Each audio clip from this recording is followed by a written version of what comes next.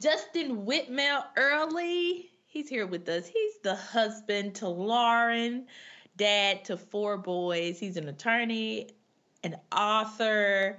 First, how does a guy that busy find time for meaningful friendship? We are about to find out. Welcome back to Grounded, Justin. Thank you so much, Portia. I'm so glad to be here, and it's been so fun already listening to you and Aaron chat. You guys are so hopeful. Wonderful. That's what we want to be. Okay, I want to start here. You say that loneliness has become a cultural epidemic. Why do you think that's true?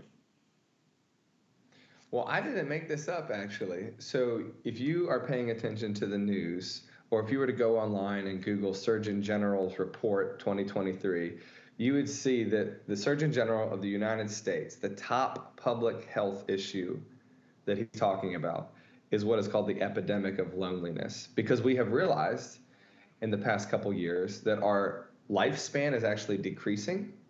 We are having lots of deaths of despair, and we are overall seeing public health decline, not because of cigarettes or obesity alone, but also because we are living life alone. And what I want to point out to people is that it's true. Loneliness will kill your body, but it will also destroy your soul because God made you for other people. You're talking my language. You're talking about my language. Okay, so we know what's going on in the world, but like, what about in the church among God's people? Have you found that we are better at being connected to each other than those who don't know Christ? Well, I think we need to work on it too. I think on average, yes, what you will see in sociology surveys is that people who are connected to faith and regular attenders of things like church and Bible studies on average do get better outcomes. But what I often see in my groups of people here in Richmond, Virginia, is that we struggle a lot with going along with the American current. And that is to say that the American current is a river, and it's flowing hard and strong towards making us busier, wealthier people who used to have friends. So if we don't really fight back, we're going to become lonely. We're going to become isolated. And essentially, Portia, we're going to become people who live in a way that God did not design us to live. And our physical, emotional, spiritual lives, our mental health will fall apart. And I do see that a lot in the church. But the hopeful thing is this: in an age of loneliness, wouldn't it be beautiful if it was God's people who were setting an example of how to live in a deep friendship that saves you, saves your body, and that looks up to see how Jesus saves our soul? Amen. Hey, see, this is good. This is good. I want to keep pressing in. So help us understand, what is Christian friendship like? What is it supposed to look like? Yeah, well, it's more than companionship, okay? And I get this from the Bible. This is nothing new. I'm not inventing it, but I call it covenant friendship. And what I mean is that you see in the garden that Adam was created, and then God looked at Adam and said, "It's not good that you're alone." Meaning that we can be with God and still sort of alone or lonely because God made us for other people. As we can't experience God the way we were made to experience Him until we experience Him alongside others. What does that look like? Well, if you look right at the end of that chapter, Genesis 2, you see Adam and Eve naked and unashamed, fully known by each other and fully known by God. And yet there is no shame, there's no hiding.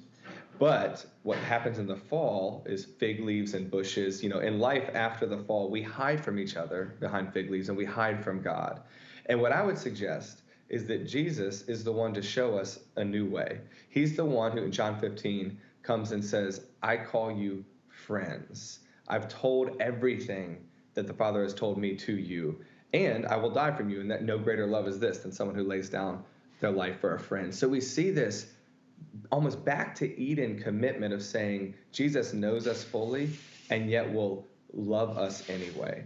So my answer, Portia, is be a friend like Jesus. Be someone who is known fully and who knows other people fully, and be a friend who sticks around. So that vulnerability and commitment is what I call covenant friendship, and I think it's biblical. I love that covenant friendship. And it's making me think a lot about my friends now. And I know a Mm, lot of people, and like sometimes we lose that depth, and we're not as long suffering with people as we yes. probably should be. And so covenant friendship immediately begins to change, my frame of thinking in terms of how I look at the friends in my life, the people Yes. that I engage. All right, so here's the thing. You're busy, I'm busy, everybody's busy. We got Right. all this stuff going on, and Yes. quite clearly you've already made the case for we've got to be intentional about this. This is something that Hmm. we've got to That's fight right. for. So tell us, why is friendship, covenant friendship, worth fighting for? Well, I really take the Bible to be true, and that is that God is looking at us and saying it's not good that you're alone. And theologically speaking, I just don't think you can argue with that. But practically speaking, I think you see it all the time. For example, I remember in high school, I started high school a person who was largely alone, and I remember being nervous about everything. Everything was a hard decision. Everything was a cause for anxiety or some depression or something like that. Until there was a magic moment in high school where I found my first real, true friend. And I look back at that time and I see my life pivoted, not because my circumstances changed, but because I stopped facing my circumstances alone. And ever since then, I've had this feeling that I was made for friendship. Come to find out, it was theologically true. But I think a lot of people today are living lives where they think, why is this so hard? Why is my mind fritzing the way it is? Why all the anxiety, all the depression? Why all the problems? And I want to look at them and say, it's not your circumstances. It's because you're facing your circumstances alone, and God made you such that you need to experience Him and walk with Him beside a friend. And you know what? We're all busy. We're all in tough times. But being a person who walks through busyness and tough times alongside someone else in a deep covenant friendship, that changes everything. And that's what God is calling us to. Yeah. Amen. Amen. Okay, so I got a confession to make.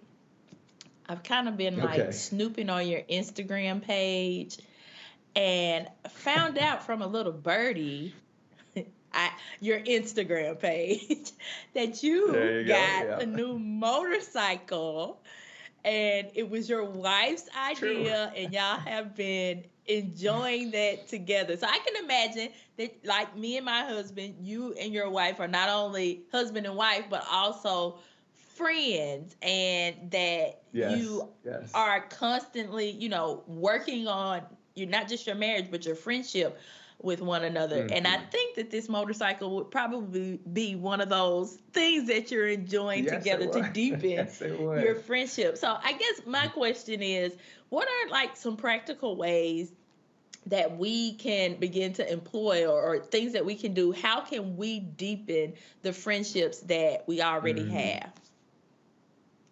That's good. Okay, I'll say two things. One, if you are somebody who's married and you're thinking about that spouse as one of your deep friends, I'd say that is wonderful. Keep doing it. But know this, I don't think I can be the best husband to Lauren or the best friend to her unless I have really close male friends walking alongside me. So if you're somebody that says, "Oh, I have this covenant friendship with my spouse," I'd say, "Great. Make sure it's not your only one. Otherwise, you're being a bad covenant friend to your spouse." Mhm. Make time for each other to have other friendships. That's really important. Second, because really the main thing I hear when I talk about this is, "Oh, I love this. I just don't have time." But I want to encourage you. We have to sleep 7 hours a day at least to be healthy. We got to eat all the time. If we're going to be spiritually healthy, we should be in prayer, reading our Bible every day. Friendship is one of those things that's wildly disproportionate, though. About 1 hour a week will completely change your life. And I think that's really good news. I think it's a sign of God's grace that He will multiply our clumsy half efforts. So, practically, I would just say to people, maybe it's some people you're in a small group with. Maybe it's a group of friends that you know you're close to, but you want to get closer to. Maybe it's somebody who you're recently connecting with. Just say, where's 1 hour a week I can lean into that? Maybe that's actually going to the small group. Maybe that's lingering after church. Or maybe, as it is for me and my friends, just setting up a weekly night where you hang out on your porch after the kids go to bed. This is not really complicated, but it will totally change your life. So 1 hour a week of friendship, and it'll change everything. That's God's grace. I love that. That is such a wonderful, practical encouragement, especially for the woman watching this and maybe she's lonely or she feels like she's tried a couple Mm-hmm. things and it's not really working. That's good Yes. advice. That's good practical advice. So thank you for sharing that. Well, just you've Mm. got a new book. It's titled Made for People. And I, You I just bet. want to know, yeah, what do you hope this book will do for God's people? That's one of my favorite questions to answer. I hope this book gives the word friendship back to the church such that when we hear it, we think of things like quiet times, worship, um, prayer, the things that we know, oh, that's essential if we're going to follow Jesus the way that he made us to follow him. And I want us to bring friendship back on that short list. You can, from Genesis to Jesus to Revelation, you can see the Bible in a story of friendship, God's friendship to us and him calling us to go befriend the world in his name. And my great hope for this book, Made for People, is that we would bring and recover that idea that friendship is biblical and we need to be chasing it, and that it's going to be the way that we follow Jesus in this moment and the way that we show him to the world, because we show him a community that we were made to be. Amen. Amen. I could listen to you talk and teach and share with me all day, but honestly, most importantly, I think you've motivated me to go out and to be intentional about cultivating Mm. my covenant friendships. And so, thank you Well, I so hope much. We are so. going. Yeah, yeah. You definitely, I think you hit the nail on the head today, and I'm grateful for that. We're going to link to your book, Made for People, and I'm probably going to buy a couple of copies and share that with my friends. Thank you for being with us today. You're so welcome, Portia. I would love it if people went out and read this with friends. I think that would be wonderful. And thank you so much for having me on.